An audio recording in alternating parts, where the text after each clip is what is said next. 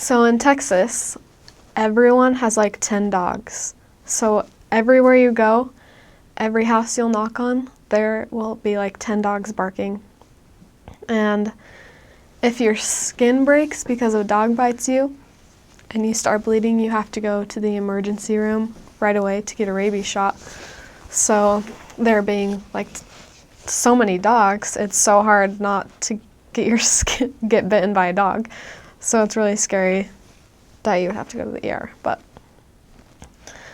so there was one time that I was riding my bike and it was kind of a sketchy neighborhood and there was a lot of dogs just running around in packs, and we were riding our bikes and this pack of dogs just comes chasing after us, and one of them tries to bite my leg while I'm riding my bike, and a car like swerves so the dog runs away, but still that was pretty scary.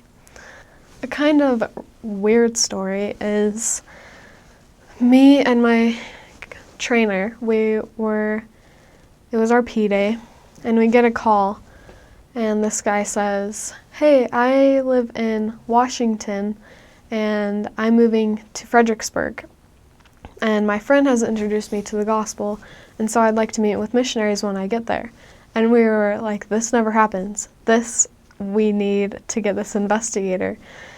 And at first we thought it was our mission president or somebody pranking us, because that would never happen. It's such good luck. And so we were kind of skeptical about it, and we were kind of freaked out.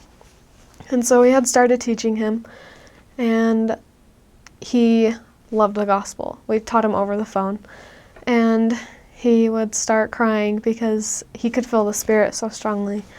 And we asked him to be baptized, and he accepted, and we were so excited about that.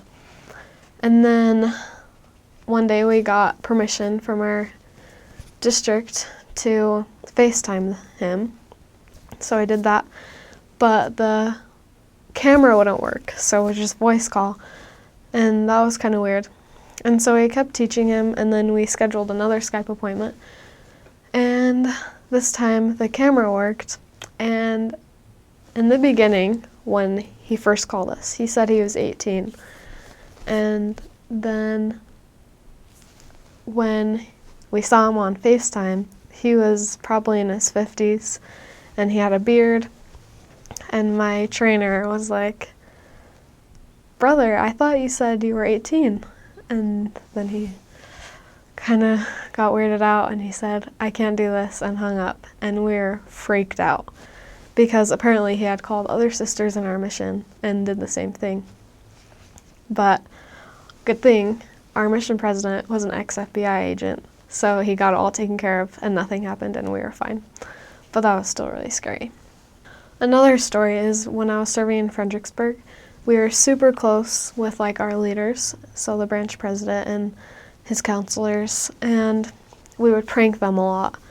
And so they decided they were going to get us back. And we were planning a baptism, and the branch president said that he would be filling the font. So we thought that was all taken care of, and it was fine, because planning baptisms are the most stressful thing in the world. And so it's the day of the baptism, and we call him, and we're like, "Hey, President, have you filled up the font yet?" And he says, "No, I haven't." And it's like an hour before the baptism, and it takes like 2 hours to fill it up. So we're freaking out. And then we call the person who was supposed to give a talk, one of his counselors, and we say, "Brother, are you still planning on giving a talk?" And he says, "What? You never assigned me to a talk." And so we were freaking out because everyone just flaked on us, basically.